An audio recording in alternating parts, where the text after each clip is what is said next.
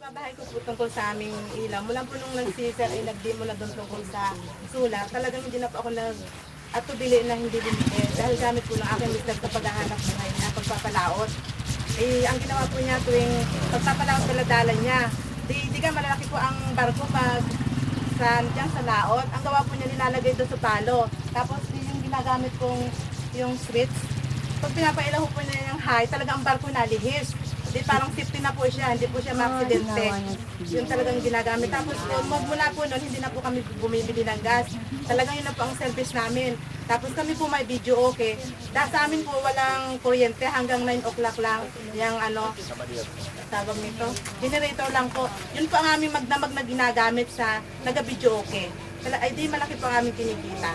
Hindi na po yun. Tapos pag wala naman pong kulang aking mister galing sa paglalaot, yung anak ko po, sabi, ma, kung ba bumili tayo ng isla kanina, wala naman palang huli si Papa. Sabi niya, ako na lang po mangingilaw dahil may kate. Ang gawa po nung aking anak, di nangingilaw, pag-uwi po niya, dami pong huli niya dahil po doon sa solar na yun.